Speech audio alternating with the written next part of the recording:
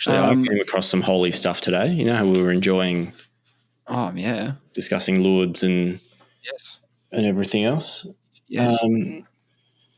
It's about a pope, actually. Oh, yeah? A famous one?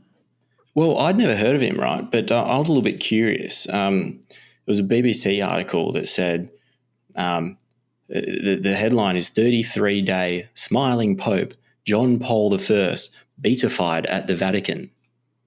Oh, beatified. So he became... Is it beautified? He got canonized. He's been made into a saint. Is that right? Well, that's what I was wondering what that is. Is it beautified? There's no U here. It's just beatified, like BEATIFIED.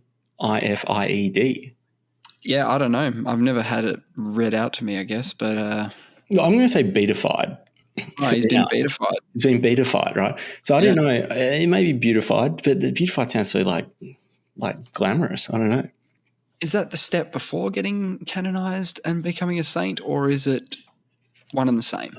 Oh, look, that is the question, and I will tell you in a second, because that led me to the next BBC article that was called "How Does Someone Become a Saint?" Because I was really confused by it when I was reading it. But get this right. Yeah, I'm pretty sure that one of the ways that you have to prove your saintness is you have to perform miracles. You have to perform miracles. You're quite right. You have to have at least one miracle. But then that's to get beatified. And then to be canonized, you need a second miracle.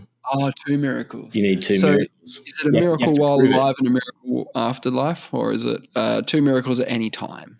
Oh, well, let's talk about becoming a saint very quickly. The first step, you have to wait 5 years after they die. Okay. The process to make someone a saint can't formally start until 5 years after their death. Right. But the Pope can waive this period because the Pope does what he wants, right? The current Pope. Yeah. Doesn't have to follow the rules. Ballin'. Yeah, he's the ultimate baller. The rules do not apply to him.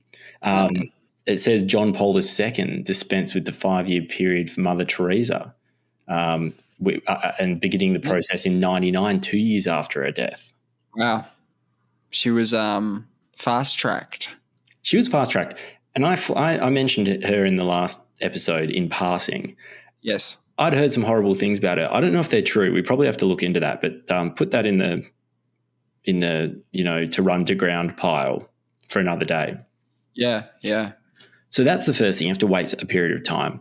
The second thing is to become a servant of God. And what that means... What is that? I would have thought you'd already done that with the death bit or the life bit. Well, what happens is the bishop of the local diocese where the person died opens an investigation into the individual to see whether they lived their lives with sufficient holiness and virtue to be considered for sainthood. So they do a background check 5 years after you're dead. Yeah, they need evidence that you were holy. Good guy. Yeah. So evidence is gathered on the person's life, deeds, and they get witness testimonies and things. And then once the case is accepted for consideration, the individual is called a servant of God at that point.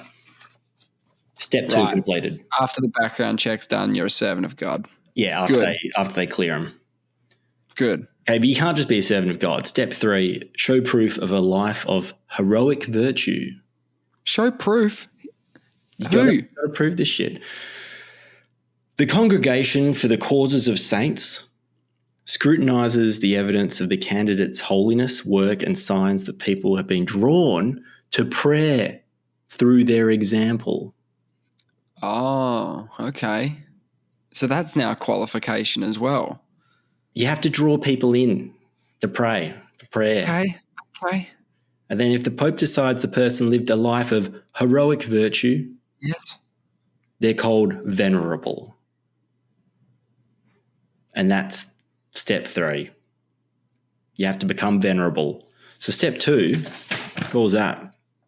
You have to become a servant of God. You have to do some things. Check, yep. And then you get called a servant of God. And after a while, you get called venerable if you live a life of heroic virtue.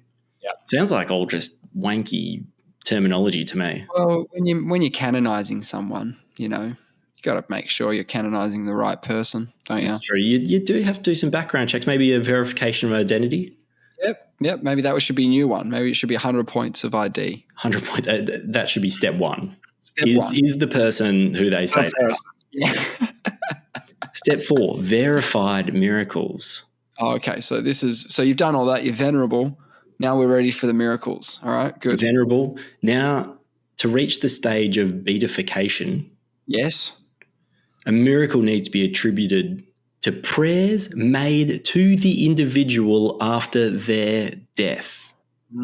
So you have to, from the grave, you have to encourage people to pray. Answer prayers, yeah. And because of the prayers, somehow you've done some things.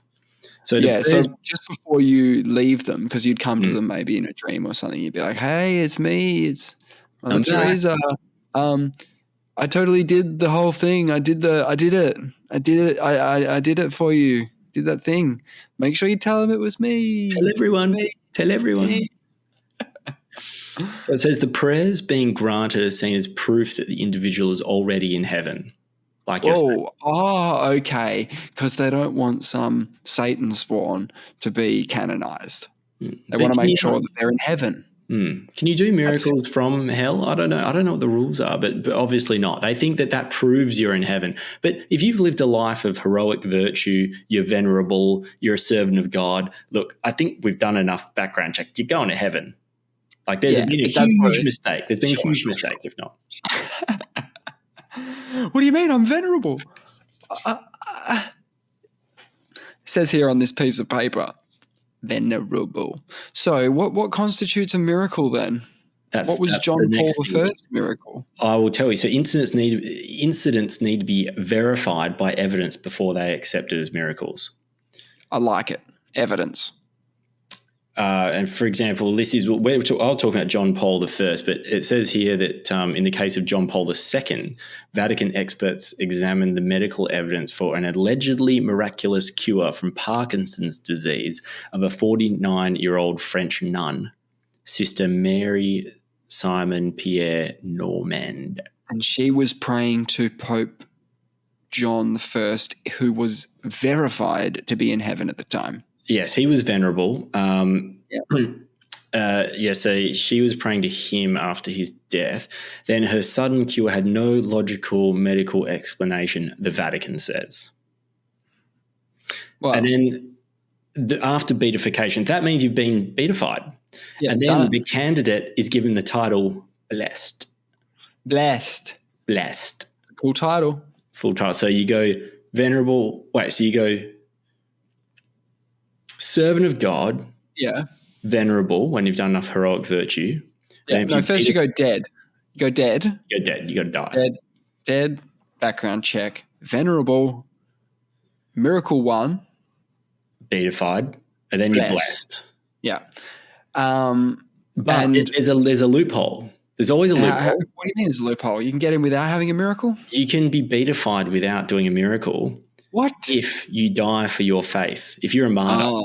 Oh, okay. So you've already done that. They just have that box already checked. Then they do the other ones. Background check, venerable, and you already know the other one. To get blessed. It's a backdoor blessing. Oh, yeah. Cool.